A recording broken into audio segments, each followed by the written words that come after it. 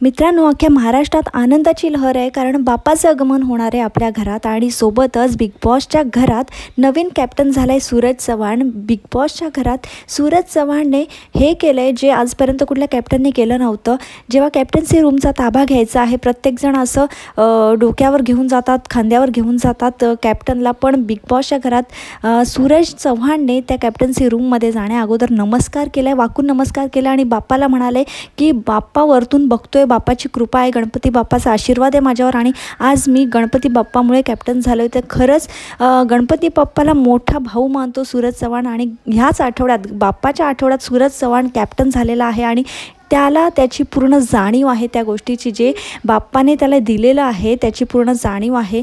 आणि निक्कीने त्याला सपोर्ट केला असं दिसते प्रोमोमध्ये, कारण तो निक्कीला जाऊन बोलतो की प्लीज मला त्रास देऊ नको माझ्या कॅप्टन्सीमध्ये। तर निक्की म्हणते की मी सकाळपासून प्रयत्न करते तू कॅप्टन होण्यासाठी। तसेच वैभवला सुद्धा मिठी मारताना दिसतोय सूरज चव्हाण आणि वैभवने सुद्धा सपोर्ट केला असेल आणि तो अंकिताच्या विरुद्ध खेळला आहे, त्यामुळे अंकिता म्हणते मी आता झोप काढणार आहे ह्याच्या कॅप्टन्सीमध्ये, असं मस्करीत बोलते। पण मजा येणार आहे ह्या एपिसोडमध्ये बघायला, कारण पूर्ण ताकदीने सूरज चव्हाण कॅप्टन्सी टास्क खेळलेला आहे आणि जिंकलेला आहे, नवीन कॅप्टन झाला आहे सूरज चव्हाण। तर तुम्हाला काय वाटतं ह्याबद्दल कमेंटमध्ये नक्की सांगा। व्हिडिओ आवडला तर प्लीज एक लाईक करा आणि बिग बॉसच्या प्रत्येक अपडेटसाठी सबस्क्राईब करायला विसरू नका।